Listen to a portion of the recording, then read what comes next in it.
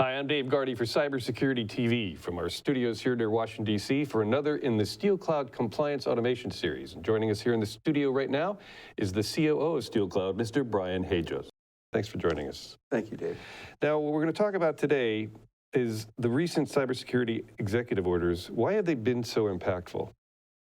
Well, the government's been very active in the cyber realm in the last couple of years. There's been two significant executive orders, one on supply chain and the other on cyber for the nation. The cyber EO is important in that it lays out a number of things. One is it involves both developers of software, deliverers of software, and customers. So it's the entire supply chain. It defined critical software versus non-critical software and additional protections that organizations have to have and vendors have to have about critical software. And lastly, SBOM, or the software bill of materials, and understanding that the componentry used in delivering GOTS or COTS software is very important to its security. So there were a number of things that were defined requirements for software bill of materials in the executive order. Now, how has it affected commercial organizations and vendors who do business within the defense industrial base? Well, it's really an expansion, and many contractors do more than one thing, but as you know, 800-171 and CMMC really affected the protection of data. These new executive orders really address the secure development of software, the software processes, also what is involved in developing software that is secure in itself. So greater range of requirements put on the contractors servicing the federal government. Now, why should commercial organizations adopt STIG and CIS benchmarks standards in order to adhere to the executive order? Well, there's really three components. As I mentioned, there's the development of secure software. There is the secure software factory, meaning you're developing it in an environment which is secure, and then you're developing software that will actually run in a secure operation. So I think the two things that involve either STIGs or CIS would be in creating that secure software factory, where you don't have vulnerabilities and you don't have the ability for bad actors to somehow infiltrate your development processes. And then I think most importantly, you're developing software that will actually run once it hits a government network. And so the ability to test those things in that software factory before delivering an authorization. Now, where does the SBOM or SBOM software bill of materials sit? Well, the SBOM really goes to the componentry that is detailed in the executive order. And it's a whole new regimen of requirements that the contractors face in being able to determine the provenance of all of the componentry they use, to define that in a format that's acceptable to the government, and the ability to maintain it.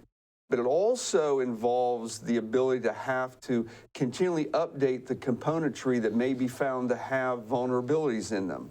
So again, just a regimen of additional cyber requirements on the government contractors. Why is zero trust such a strong focus now? Well, zero trust was also introduced in the president's executive order, and it really is a mandate on federal organizations and agencies.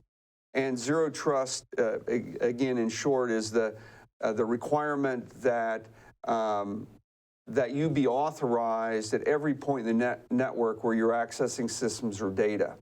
And so a lot of the both software that goes into these environments and the processes have to do in support of zero trust. How can Steel Cloud help with these executive orders? Well, going back to zero trust, and one of the things that is a requirement is that the user's authenticated, but also the environment you're bringing, the computer you're running on, or the network you're coming from, is also authenticated and to ensure that it complies with minimum standards.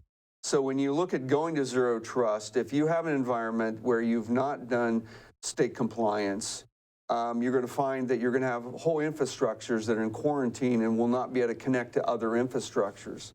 So where we come in all of these areas is the ability, whether it's a software factory, whether it's zero trust, or whether it's a standard business or classical infrastructure, is our software helps the customer get compliant and stay compliant. So in zero trust, that means that they don't have downtime because they're not compliant. And authorization, that things can move through the authorization and deployment process quickly. And once they're deployed, and sustainment, that we can allow the customers to keep their compliance with the least possible expense and effort. Well, thank you. We appreciate the time you've taken. We've been speaking with Mr. Brian Hajos, who's the Chief Operating Officer at SteelCloud, over what vendors should know as part of the Compliance Automation Series for SteelCloud. Thank you, Brian. Thank you. I'm Dave Gardy for Cybersecurity TV from our studios here near Washington, D.C. Thanks for watching.